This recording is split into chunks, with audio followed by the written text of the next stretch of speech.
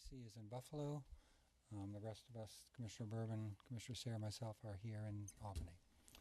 And further, before we begin our regular agenda today, I'd like to ask Mike Warden, our Director of the Office of Electric, Gas, and Water, to provide an update on New York's response to the hurricanes. I'm afraid we all know their names, Harvey and Irma.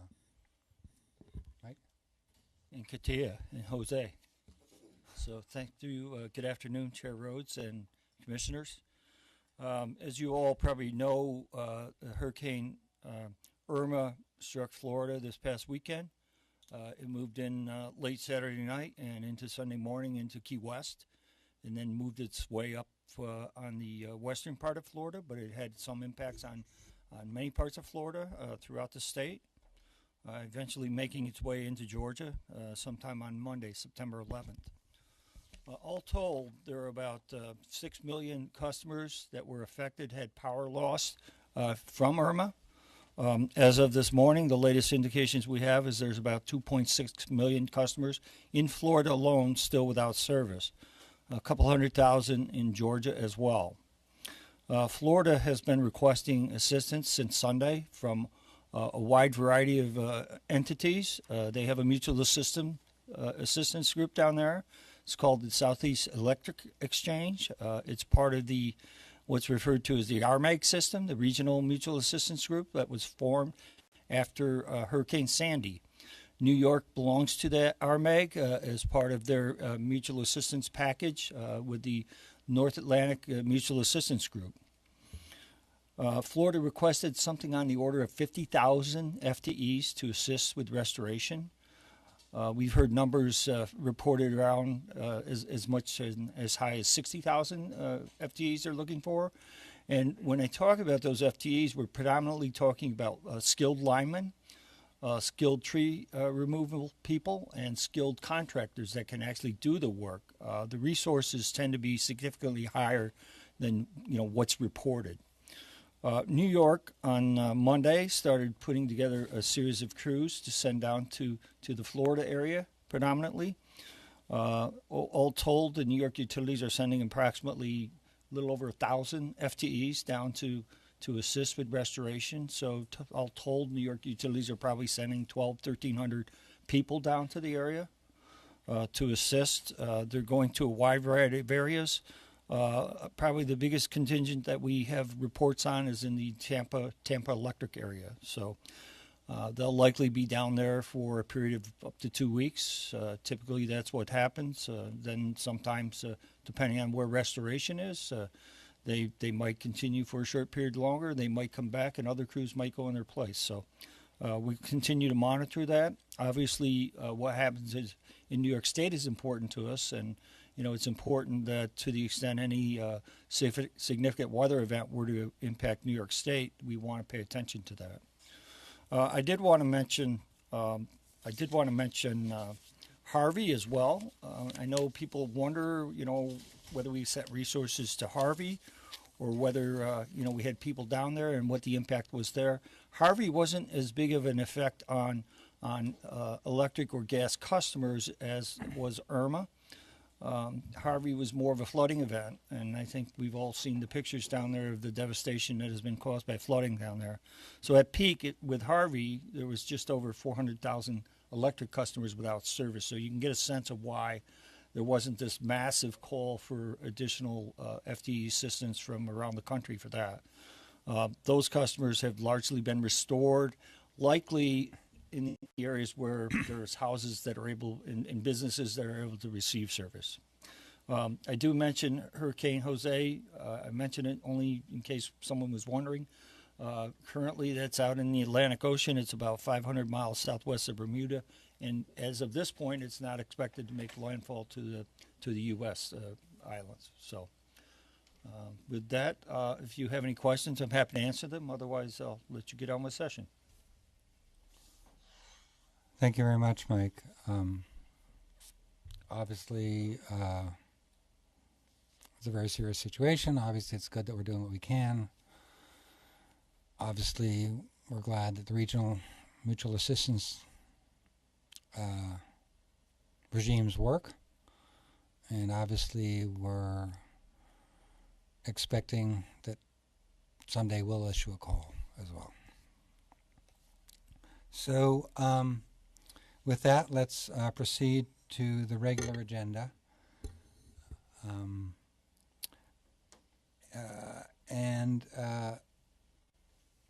I'd like to notice one late development, which is we're going to pull item 201 if we can, which is the matter related to direct energy. Secretary Burgess, can we do that? We can certainly do that. We'll pull item 201. Okay. Thank you very much. And we're going to add an item. And we have an item 205. 205, case 12M0476, which is a proceeding on the motion of the Commission to assess certain aspects of the residential and small non-residential retail energy markets in New York State. It's item 205. So thank you. So precisely with respect to item 205, 12M0476, procedural matter in the ESCO proceedings, can I ask Paul Agresta, our General Counsel, to please begin to present this item? Thank you, Mr. Chairman. And greetings to Commissioner Alessi in Buffalo. I hope it's not snowing today.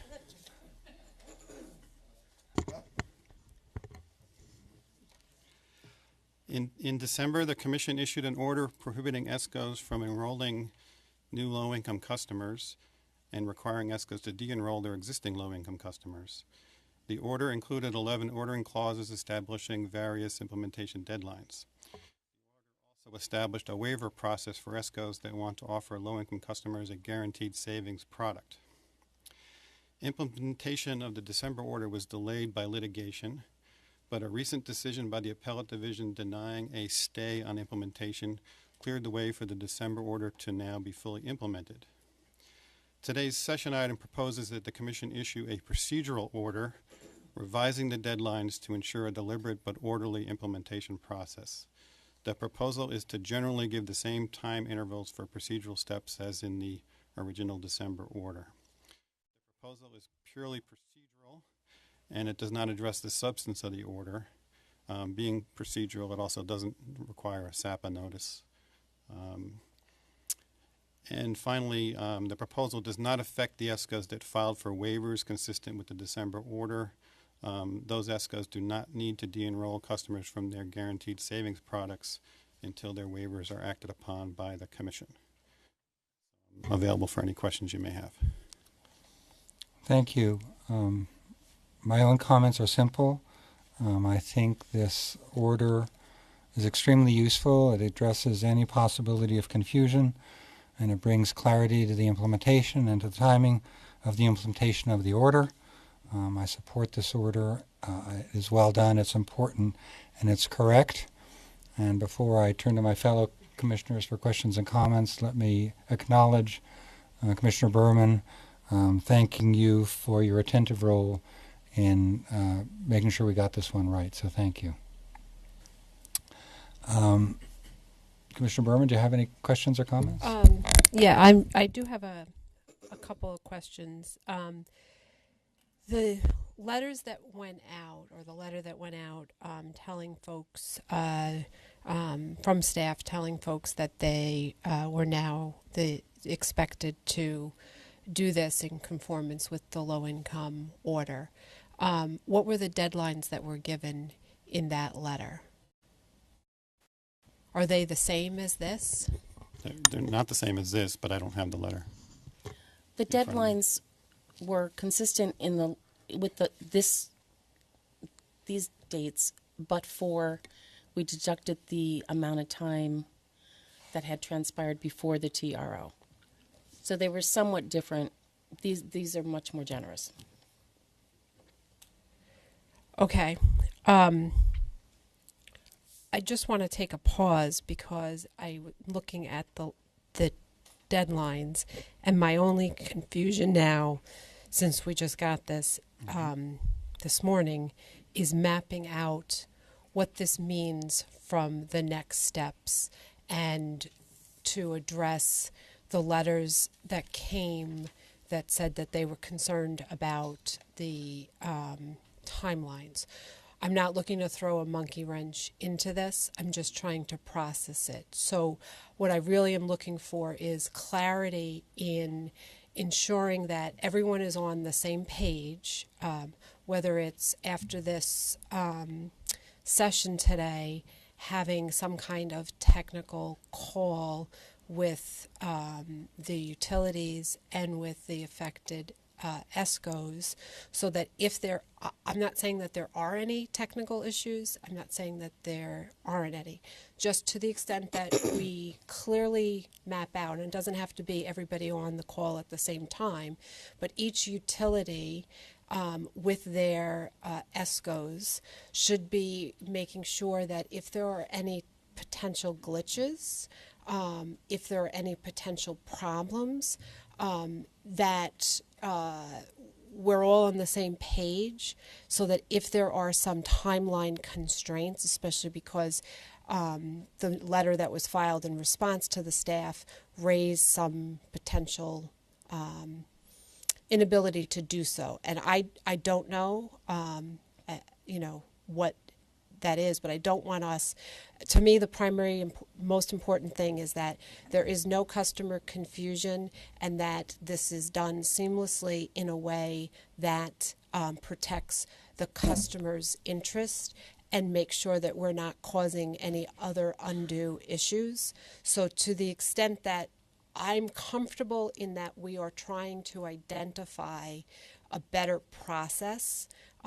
Obviously, my original no to the original order on substance still stays the same.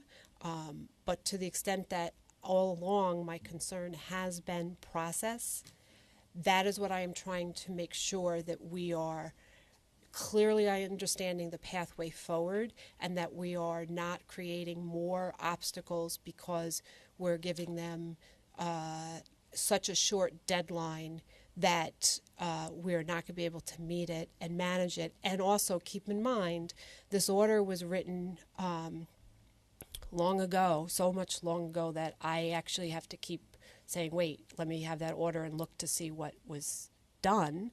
So that's me, and I took personal interest, as did the other commissioners, in it, that I don't want it to be causing more customer confusion, especially because, we are trying to make sure that we are protecting customers not only in their choices, but in the focus of this order. Does that make sense? Okay, so the ESCOs asked for two things that were important. One, they were concerned that the lists they had from the utilities were stale, and the order has the utilities providing them with a current list by September 22. And the second thing they were asked about was that the original intervals be, for the deadlines that apply to the ESCOs, be restored, which this order does. So have we... There's also the clause at the end that allows people to get extensions from the secretary if they can show a good reason why they need an individual extension. So we're basically giving the ESCOs what they've asked for. So okay, so hopefully they can say, when we say yes, hopefully they can say again, thank I you. have no knowledge. I have no knowledge if Rather than any we of disagree this, with yes. from a technical perspective, I am not looking to do anything except make sure that the rollout is done in a way that is extremely professional, as well as ensures that there is no customer confusion, and that any technical glitches, I'm saying technical, it's not just, flipping a switch. There are many different things that possibly could be of concern, especially to the consumer advocates, in terms of privacy, in terms of what this means for the customer, in terms of a customer being confused. That I just want to make sure that we are looking forward, pathway forward, that's reasonable, that just gives us the process that we are going to be giving a nod to the secretary here, that if these deadlines are not reasonable, that there is flexibility, and that everyone comes to the table trying to come up with a process that works. Does that make sense? Okay. Thank you. Commissioner Sarah? The proposed procedural order makes sense to me, and I support it. Commissioner Lisi, any comments or questions?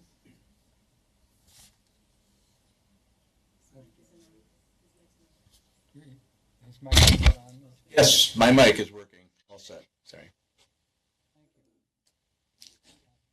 So with that, I call for a vote on item 205. My vote is in favor of the recommendations as described. Commissioner Sayre, how do you vote? Aye. Commissioner Berman? I vote yes with the caveat that my original rationale for the no vote on the original order still stands, as well as the caveat that I am looking forward to making sure that we have a very good process that works with all of the affected parties, utilities, ESCOs, and customers, and that the primary focus is to look for a favorable resolution that helps us get to a better outcome, and also understanding that a lot of the substantive issues are still being resolved, whether it's in the administrative hearing or the litigation, so that this is really on the technical process, and that I want everyone to try to focus on making sure that we're all working together on this aspect of it that works, and that the Secretary should understand the need for reasonable flexibility if it's appropriate. Thank you. Commissioner Lisi? I vote yes. Thank you. The item is approved and the recommendation is adopted. The second item for discussion is a suite of 3 items, items 202, 203, and 204, cases 12M0477 et al., which are petitions for waiver to serve low-income customers, presented by Bruce H., Chief Retail Access and Economic Development, Luann Scherer, Director Office and Consumer Services, and Tom Dwyer, Assistant Counsel, are available for questions. Bruce, please begin. Good afternoon, Chairman Rhodes and Commissioners. I'm going to present a relatively short summary on the 3 petitions for waiver of the Commission's December 2016 order on low-income customers. 202 relates to Drift Marketplace. Item 203 is M&R, and 204 relates to Ambit Energy. As background, in the order adopting a prohibition on service to low-income customers by energy service companies, or ESCOs, issued in December 16, 2016, the Commission directed a prohibition on ESCO enrollments and renewals of customers who are participants in utility low-income assistance programs. Customers we refer to as Assistance Program Participants, or APPs. The December order provided that any ESCOs that believe that they are able to provide a guaranteed savings to APPs could petition the Commission for a waiver within 30 days of the December order by demonstrating an ability to calculate that the customer would have paid the utility, what the customer would have paid the utility, a willingness to ensure that the customers would be paying no more than they would have paid the utility, and appropriate reporting to verify and demonstrate compliance with these assurances.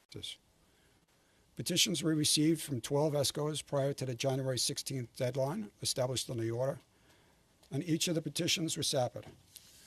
Comments were received from the Utility Intervention Unit, UIU, of the New York State Department of the State's Division of Consumer Protection, the City of New York, and the Public Utility Law Project of New York, and the New York Attorney General's Office.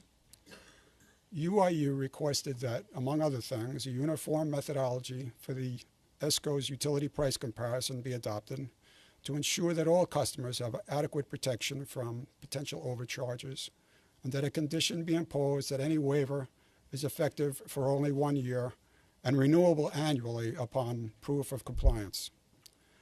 In addition, UIU requested that if the ESCOs fail to meet these guaranteed saving program requirements, that the waiver applications be denied. Finally, UIU suggested that the Commission should impose certain reporting requirements on ESCOs who are granted a waiver. Pulp, the AG, and the city agreed with UIU's comments. Each of the three petitions discussed today was deficient in some respect or required clarification. Staff therefore requested additional information from each of these ESCOs and had discussions with each of them during its review of the petition and supporting materials.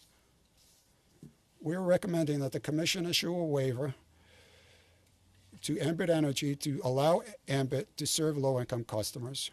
And unlike the other ESCOs, the only product Ambit sells in New York State is a guaranteed savings product.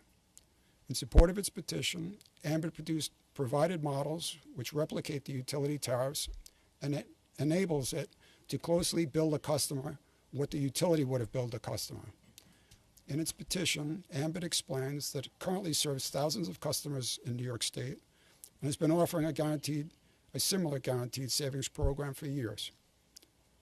In its multiple responses, Ambit provided clarifications and very detailed information on the calculations used to determine what the customer's monthly bill for bundled utility service would have been, to determine what the customer should be billed for Ambit service to achieve the guaranteed savings. Moreover, Ambit provided sample reports demonstrating the actual refunds and savings that Ambit customers have received over the past year under their other programs. In supplemental responses, Ambit also clarified that if a low-income customer canceled before their 12-month guaranteed savings program term expired, that customer would pay no more for service than they would have paid as a full-service customer of the utility for that period. As part of its program, Ambit will provide credits to be reflected on the consolidated utility bill for customers who paid more than they would have paid as a full-service utility customer. The draft order requires that Ambit report semi-annually on the status of its guaranteed savings product as it pertains to the low-income customers. The report should include the number of customers served, the monthly calculated amounts billed, and the alternative amounts that the utility would have charged, and the amount of any refunds issued to meet that savings guarantee. Finally, while the draft order grants Ambit's petition for a waiver, we believe it appropriate that the Commission place a time limit on this waiver. We recommend that the waiver expire 24 months from the date of the order, and during that time, staff will review Ambit's compliance with the 2016 order, and Ambit will, of course, also have the opportunity to petition for an extension of that waiver. That concludes Ambit. Otherwise, after careful review of the information filed by Drift Marketplace and M&R Energy, staff recommends denying these petitions. We determined that these ESCOs have not complied with the Commission 2016 order, which required them to be able to demonstrate that they can provide a guarantee of savings compared to what the customer would have paid the utility, and the appropriate reporting to verify compliance with these assurances. More specifically, Drift Energy software platform model is unique, but it requires that each customer have an internet connection and pay an undisclosed subscriber fee. Further, Drift failed to provide details on how it would provide refunds to the customers if the customer did not see savings for any given month. M&R's waiver request describes their guaranteed savings plan as a monthly savings with a variable price that would be less than a utility price or a fixed price with an annual true-up. M&R's petition did not provide details of the actual rate calculations, methodologies, or the proposed compliance reporting of guaranteed savings. While M&R responded to staff's additional inquiries, it failed to provide the details of the current method for calculation of its monthly price, absent a discount provided by the utilities, and M&R also failed to provide information to satisfy the reporting requirements or the post-period reconciliation true-up process. That concludes my summary of these items, and I'd be happy to answer any questions. Thank you, Bruce. The Commission has taken a stand to prohibit ESCOs from enrolling and renewing customers who are participants in utility low-income programs unless the ESCO can provide guaranteed savings to these customers. This order focuses on that point, the point of guaranteed savings to low-income customers. Ambit was definitively able to establish that it could provide these guaranteed savings to these customers. The other ESCOs that are the subject of today, Drift, M&R, were not able to definitively establish this ability. I'm going to support the order, and I'm also going to note that with this order, we also begin to lay out the standards for what it means to definitively establish the ability to provide guaranteed savings. That clarity is important. It's helpful to the industry, and it's helpful to customers. I support this order. It's well done. It's important, and it's correct. Commissioner Sayre? I concur with staff and the chair that only Ambit sufficiently demonstrated that they can comply with our low-income protection order, and I support the orders in front of us today. And as I said before, I look forward to the opportunity to rule on larger ESCO issues in the case that's now before the administrative law judges. Thank you. Commissioner Berman? Thank you. So I look at this a little differently. At the outset, I'd like to say that I'm voting no on all of them, even the one that is approved to go forward. My rationale is this. I think that when we take a step back, that the process has been confusing. If we had back in 2015, I believe, it might even be back in 2014, I apologize for not knowing specifically. If we had at that time, after the low-income report was issued, that the order that we then adopted, which I did not agree with, said that there was no ability for coming up with no interest in a low-income program, and the parties were adamant that they thought that we were throwing in the towel too soon. I do believe that if we had at that time taken a pause and tried to come together in the way historically it's been done to great success, working with everyone in focusing on a number of different issues, but in particular the low income, we might have been able to have staff issue or the parties jointly issue a store proposal that then could have been sapid and looked at. So where I see it now, we are focused on looking at only those that have submitted a waiver. It's been 12, I believe. One withdrew, so there are 11. I believe that those 11 may set the standard roadmap on the next level for what may or may not be done to allow a low-income program such as this.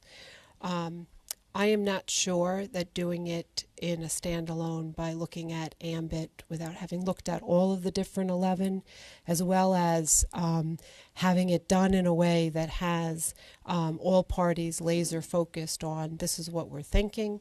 We're identifying Ambit, in this case, Ambit as a potential successful model. Tell us what you think. Tell us how this may impact your customers. What does this mean? And how does it impact even in the community choice aggregation programs? So I am not comfortable from where I sit in saying that we are going to only look at these 4, now these 3 today without having addressed the others, but would also without having the benefit of folks having been laser focused on now what our thinking is. I'm also troubled that where we look at it, some of the, and I'll speak to, I think it's 202 drift, drift marketplace. I wasn't necessarily familiar with that ESCO beforehand. They're relatively new in New York. They have a relatively innovative sort of Rev-like focus. And we actually do have Rev demos in Energy Marketplace. So to the extent that there may be a disconnect, and what does that mean? What are some of the lessons that are learned or are being learned currently in the Rev demos that are addressing the marketplaces may actually be something that, so where I sit, we could actually have a more cohesive analysis in determining how it might fit, whether you're on an ESCO side or a DER side. So I was left with more questions. I understand that the petition was limited, so it's not a reflection on staff not doing the due diligence. In fact, I think staff did do the due diligence from the sort of what I call the silo of what we were looking at, rather than looking at the broader perspective as how it fits and what are the lessons learned. As to M&R ESCO, that also I believe is a relatively new one in New York. I know that when we talk on the Rev side, outside of the mass marketplace for ESCOs, when we talk about new providers and new interest, we seem to be excited by it and seeing it as a positive thing that we're having people come in with innovative ideas. So to the extent that here M&R identified and actually late in the game, because there had already been some disruption on the ESCO issues, but they were seeing it as a potential opportunity that they thought they could address. Not saying that on the get-go their petition met the threshold.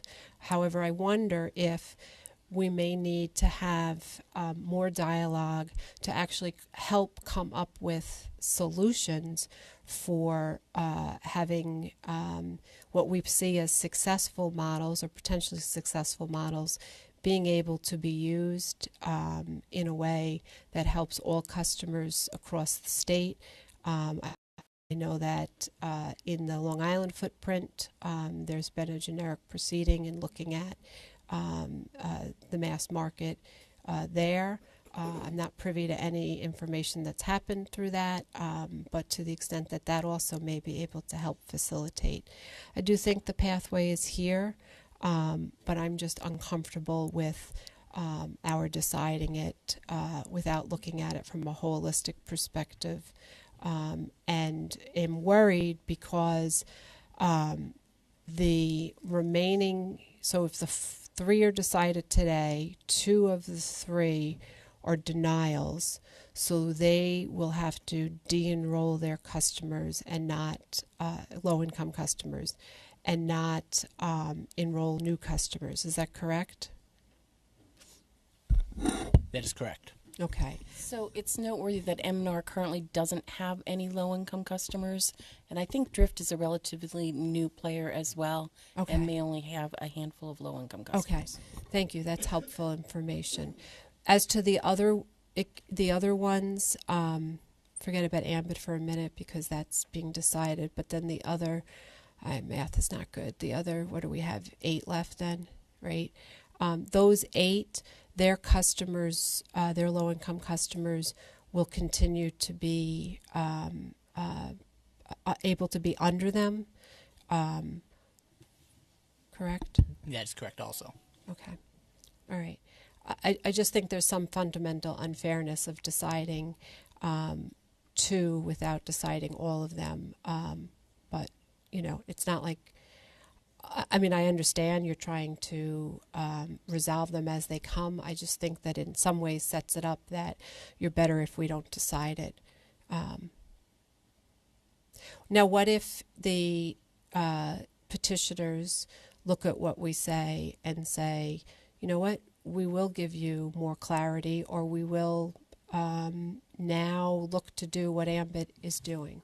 How does that work? That was the process we used during the review of each of these. We had several of the ESCOs in at the same time. We had a conference call with them, and physically they were here. We communicated with each of these ESCOs throughout this process, and we told them what we were looking for. And it's a high hurdle to guarantee a savings and be able to verify it to staff that you're actually going to be able to do that. It's not just the words. You have to show us the math calculations to verify that that process is going to be there and that it's going to be consistently followed. But nonetheless, there is a process for petitions for rehearing if we miss something. What about a denial without prejudice in case they have any other information? So that they don't have to then go through sort of a petition for rehearing process, which delays. Again, my issue is focused on animating the marketplace as well as making sure that customers have the choice that they may wish to have. On a going forward basis, I believe the ESCOs are allowed to apply anytime they want to. The only difference here is that they will have to de-enroll their customers, and then if they come back 6 months from now with a product that they think complies, they can then apply for it. And if you grant it, then they can enroll new customers. Okay. But I don't think we want to leave everybody in limbo. Okay. I do hope that we do have a better process going forward. I do hope that we do look at now lessons learned from this. I personally don't necessarily agree that the be-all and end-all is to look at the ambit model as the right one. It may be one to follow, but it doesn't necessarily mean that if there is alternatives that they are bad because they don't follow this model. And in fact, what is important to me is that we continue to have, or we have, a more robust enforcement process where we are looking at what is going on and make sure that folks are following the rules and that people understand them. So, thank you.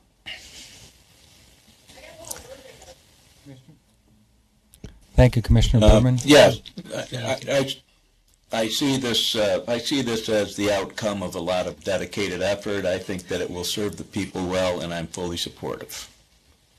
Thank you. So I will now proceed to call for votes on individual items. I call for a vote on item 202. My vote is in favor of the recommendation to deny the petition by Drift Marketplace for waiver to serve low-income customers as described. Commissioner Sayre, how do you vote? Aye. Commissioner Berman, how do you vote? No. Commissioner Alisi, how do you vote? I vote yes. The item is approved and the recommendation is adopted. I now call for a vote on item 203. My vote is in favor of the recommendation to deny the petition by M&R Energy Resources Corp. For waiver to serve low-income customers as described. Commissioner Sayre, how do you vote? Aye. Commissioner Berman, how do you vote? No. Commissioner Alisi, how do you vote? I vote yes. The item is approved and the recommendation is adopted. Item 204. My vote is in favor of the recommendation to grant the petition by Ambit New York LLC for waiver to serve low-income customers as described. Commissioner Sayre, how do you vote? Aye. Commissioner Berman, how do you vote? No. Commissioner Alisi, how do you vote? I vote yes. Thank you. The item is approved and the recommendation is adopted. We now move to the third party item for discussion. Item 301, cases 15E0751 et al., which is in the matter of the value of distributed energy resources, presented by Scott Wiener, Deputy for Markets Innovation, Ted Kelly, Assistant Counsel, Warren Myers, Director, Office of Market and Regulatory Economics, and Marco Padula, Deputy Director for Market Structure, are available for questions. Scott, please begin. Thank you, Chair Rhodes, and good afternoon. and good afternoon, Commissioners. This item, number 301, addresses the implementation issues that were raised in the Commission's March 9th order, which initiated the transition to the value of distributed energy resources methodology. This order, if adopted, will enable implementation of the VDR methodology to value and compensate distributed energy resources. At the outset, I just want to take a brief moment to acknowledge the contribution of all the stakeholders in what has been a truly collaborative process. The work leading to today reflects the spirit that the Commission voiced in its March 9th order, that this first phase of VDR is intended to and limited to taking appropriate, reasonable, and expeditious initial steps to provide more accurate valuation and compensation for distributed energy resources.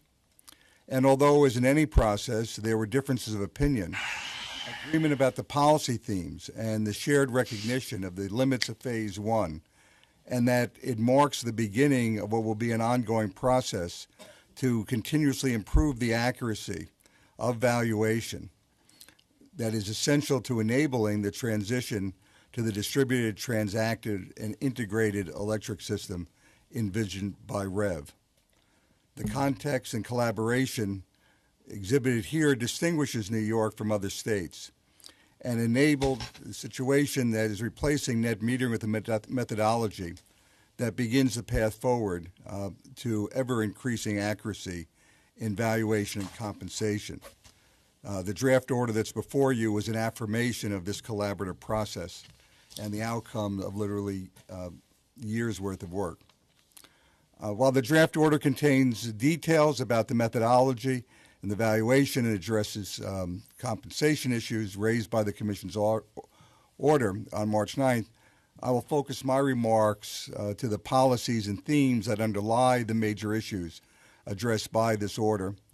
My colleagues and I are available to answer specific questions following my presentation. I want to highlight two foundational themes that are reflected in the draft. The first is that the heart of Phase 1, as I mentioned, is that a recognition that this is a first step.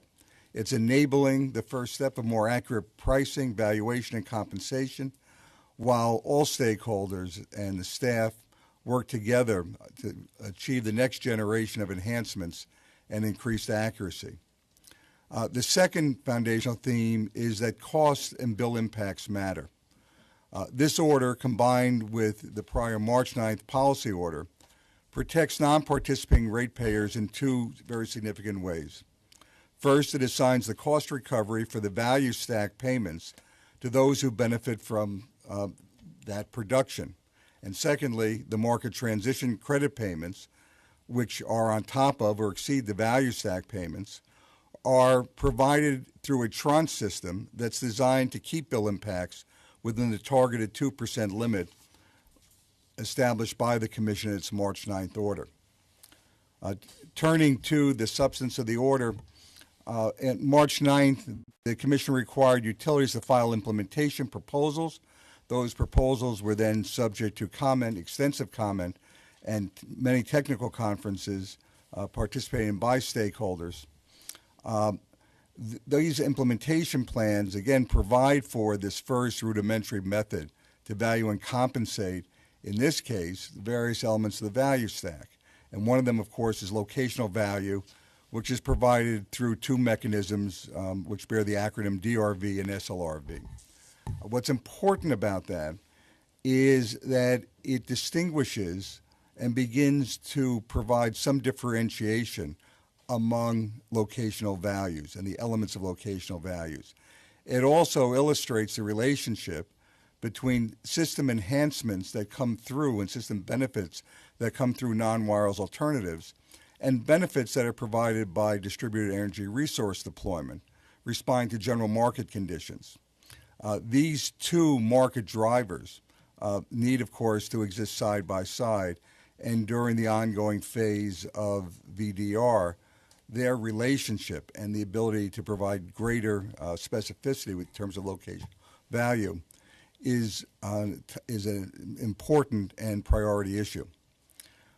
In approaching the methodologies to compensate for capacity value, the order distinguishes between intermittent and non-intermittent resources, and for intermittent resources, it provides alternative methodologies. These alternative methodologies were developed in conjunction with stakeholders.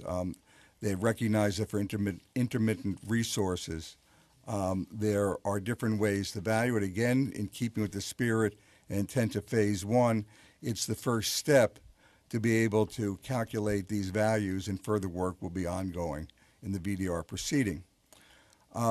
Another issue that was discussed is utility billing and credit procedures, and there is a universal recognition that timely posting of credits is essential to customers receiving the value of their participation in a CDG program. The draft order establishes a standard that credits should be posted within 2 months of their being earned, and that utilities should be able to achieve that standard within 12 months. The articulation of the standard is recommended in response to comments that were received both from the utilities as well as other active stakeholders. And the utilities are required to file a report in 30 days addressing how and when they will be able to meet that standard. In terms of CDG reporting itself, the draft order requires utilities to consider appropriate ways of communicating information to sponsors and to enable sponsors to provide information to members. This could be through online portals, it could be through automation. Feasibility has to be considered in an evaluation report that will be filed. Significantly, again, the order is turning to the community to go through an evaluation rather than dictating a specific outcome. In the interim, the draft order does require that utilities use a standardized form of report that is incorporated into the order for both community DG and remote net metering project hosts in order to provide information to them. And similarly, that sponsors of community DG projects provide annual reports to customers that summarize the value of their participation, including each member's share of kilowatt hours produced and the total bill credits received. There were other issues related to the value stack, which is the heart of the compensation methodology. But the one I want to call out deals with storage, a very important issue for our state and for our revision. The Phase 1 VDR order of March 9th determined that storage should be eligible for value stack compensation when paired with eligible generation. And that order, through that order, the Commission asked for comment addressing the issue of avoiding E and MTC compensation where non-clean energy, non-renewable energy was the source of the storage. The draft order recognizes that a number of issues remain that need to be addressed, including the treatment of projects that include storage in the utility interconnection process associated with the utility proposal. Accordingly, the draft order directs staff to work with utilities, developers, and other stakeholders to develop a proposal for integrating storage into the interconnection process. Among the topics that will be considered is establishing appropriate mechanisms in the SIR for treatment of such projects in the interconnection process and defining technical performance and production requirements. To that end, the draft order directs staff to work with NYSERDA, utilities developers, and all interested stakeholders through the Interconnection Policy Working Group to develop a proposal for meeting the specific technology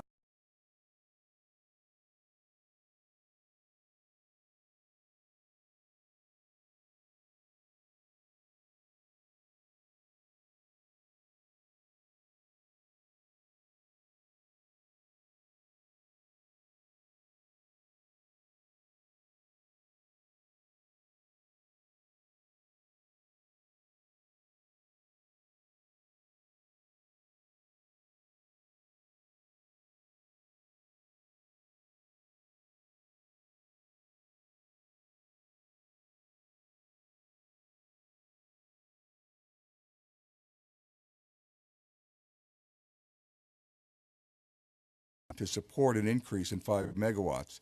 An actual increase in the cap needs to be deferred pending further consideration.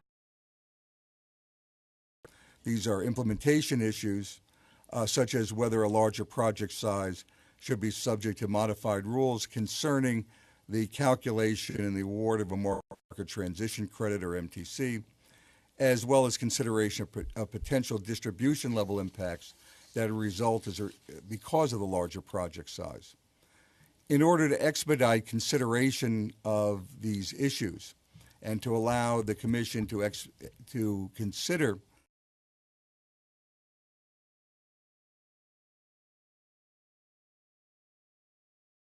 implementation issues for comment, other formal notices will be provided and responses are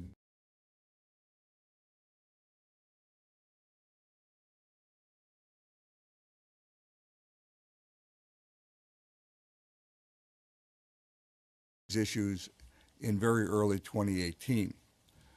In addition, staff will be considering issues associated, again, with integrating these larger projects into the interconnection process. And again, recommendations for those issues will also be presented by December 20th. The last issue is that of consolidated billing.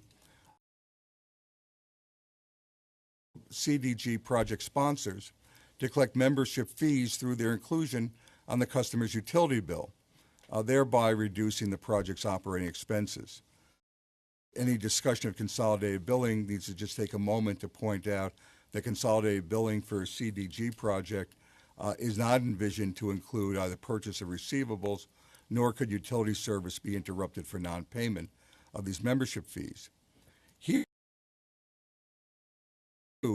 that a consolidated billing system can reduce both upfront project development costs and ongoing operating expenses. However, here too, further evaluation of cost and operational issues needs to occur before a recommendation to the Commission, ultimately to the utilities, can be made.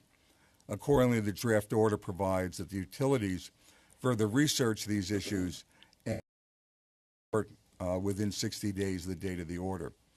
I want to point out that the end of the text of the order, consistent with an approach that was incorporated in the March 9th order, a timeline has been included, giving some sense of the pacing of these issues, both in terms of the filing of comments and when Commission consideration might occur. That ends my presentation, and my colleagues and I are available to answer any specific questions the Commissioners may have. Thank you, Scott, for the presentation. This is an important order. Expanding access to cost-effective clean energy is a primary goal of New York's Clean Energy Standard, which will create renewable energy to meet half of the state's electricity needs by 2030. And the new compensation mechanism will spur the development of solar power, energy storage, and other localized forms of electric generation. This is a concrete first step that creates more active and more value-reflective pricing to spur development of those projects that are most valuable to the grid. I support this order. It is well done, it's important, and it's correct. Commissioner Sayre? I also support the item. Nobody claims that we have perfect answers to these thorny issues, but this item offers good answers and moves us forward one more step in the REV process. Once again, as Scott said, this item demonstrates that our working group process has helped us and continues to help us get to better results, preferably, in many cases, results that market participants can not only live with, but can also buy into. We need all of the stakeholders to help make these REV markets work, and I think this order keeps us on the right path. Of course, there will be situations where there is not going to be a consensus, and that's fine too. That's what we're here for at the Commission, to balance the difficult competing public interest considerations. Thank you, Commissioner Sayre. Commissioner Berman. Commissioner Alisi. Thank you very much. Nothing further, thank you. We will then move to a vote on item 301. My vote is in favor of the recommendations as described. Commissioner Sayre, how do you vote? Aye. Commissioner Berman, how do you vote? No. Commissioner Alisi, how do you vote? I vote yes. The item is approved and the recommendations are adopted. Thank you. We move now to the fourth item for discussion, item 501, case 15M0388, which is the settlement agreement with Charter Communications, Inc., presented by Graham Jesmer, Assistant Counsel. Joe Yackel, Utility Supervisor, is available for questions. We'll let Graham arrive, and Joe.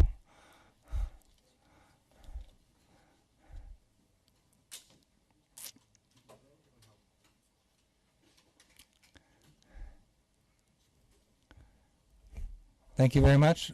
Graham, please begin. Good afternoon, Chairman Rhodes and Commissioners. Before you is item 501, an order adopting the settlement agreement reached between DPS staff and Charter Communications in connection with Charter's failure to extend its network to pass 36,250 homes and businesses between May 2016 and May 2017. By way of background, on January 8, 2016, the Commission approved Charter's acquisition of Time Warner Cable. In that order, the Commission placed a number of conditions on its approval. This included a requirement that Charter extend its network to pass an additional 145,000 homes and businesses in existing Time Warner and Charter franchise areas of the close of the transaction. That 145,000 was to be completed in 4 increments of 36,250, with the first increment to be completed between May 2016 and May 2017. Department staff monitored Charter's compliance with this condition throughout the latter half of 2016 and into early 2017 via a series of compliance filings and meetings. In early 2017, it became clear that Charter would not meet its May 2017 obligation. In lieu of pursuing a penalty action for this violation of the Commission's order, Department staff entered into negotiations with Charter to settle the issue. The settlement agreement before you is the culmination of that process. The settlement agreement itself includes 5 major pieces, and I'll discuss each of them briefly here. First, the settlement agreement requires Charter to place in escrow $1 million, which will ultimately be allocated to pay for computers and internet access for low-income New Yorkers.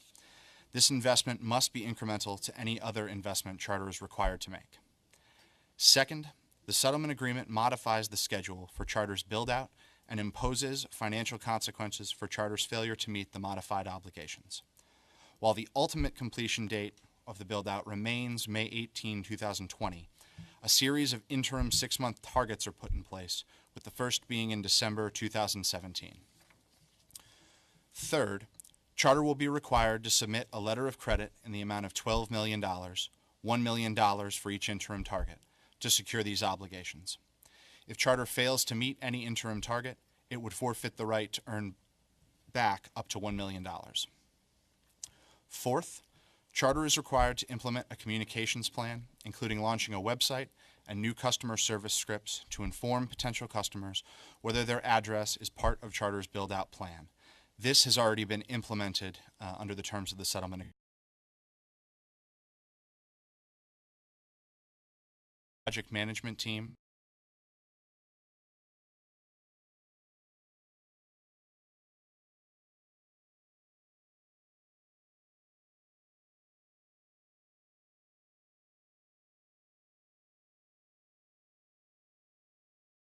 obligation, its performance in meeting other conditions imposed in the Commission's approval order for the transaction, including those related to customer service quality, are being separately monitored by DPS staff. Pursuant to the Commission's approval order, Charter must achieve a 17.5% reduction in its PSC complaint rate by the end of 2018 and 35% by the end of 2020, as well as invest $50 million in, quote, service quality improvements, which may include customer-facing training and customer-facing diagnostic systems tools for the New York market within 2 years of the closing of the transaction, end quote. If Charter fails to meet the complaint rate reduction targets in 2018 or 2020, it will be required to invest an additional $2.5 million over 2 years for each miss. Finally, with respect to comments received from labor groups regarding the settlement agreement, neither DPS nor the Commission have any jurisdiction regarding labor agreements and respect the contract negotiating process. Department staff is, however, aware of the ongoing labor dispute between Charter and some of its unionized employees and is monitoring Charter's service quality during this time. Thank you, and I'm happy to answer any questions you may have regarding this item. Thank you, Graham. In its approval of the merger, the Commission required Charter to undertake several types of investments and other activities. While Charter is delivering on many of them, it has failed to expand its network to unserved and underserved customers at the pace it has committed. We need to be vigilant about ensuring full and complete compliance. By taking these additional steps, I think we do that. I support this order. It is well done, it's important, and it's correct. Commissioner Sayre? This is a fair settlement, and in my view is far better for customers and for the state than simply pursuing penalties. I look forward to seeing not only Charter meeting its targeted broadband expansion requirements, but also a statewide improvement in the pole attachment process, to which staff is devoting enormous efforts that will help us with other broadband expansions under Governor Cuomo's and the FCC's broadband programs. Staff is doing a great job in moving an unprecedented number of pole attachments through the process, and the result is going to be a faster broadband rollout for New York's underserved and unserved communities. Thank you, Commissioner Sayre. Commissioner Berman. Commissioner Alisi. Nothing more to add. Thank you. Thank you very much. With that, we move to calling for a vote on item 501. My vote is in favor of the recommendation to adopt the terms of the settlement agreement as described. Commissioner Sayre? Commissioner Berman? Yes. Commissioner Alisi? I vote yes. The item is approved and the recommendations are adopted.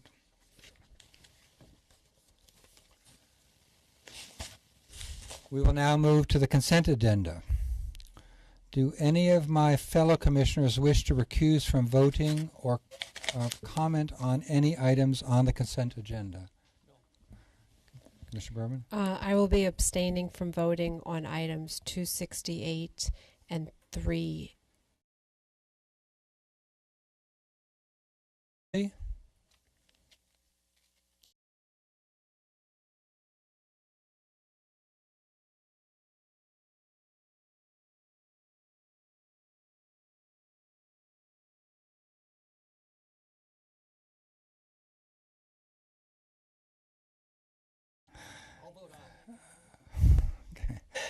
Commissioner Berman, obviously in cognizance of the 2 abstentions. Yes. Commissioner Alisi? I vote yes. The items are approved and the recommendations are adopted. Secretary Burgess, are there any other items to come before us today? There are no other items today, and the next commission meeting is October 19th at 10:30. With that, I adjourn this meeting. And now that the meeting is over, I'd like to thank the folks from Top.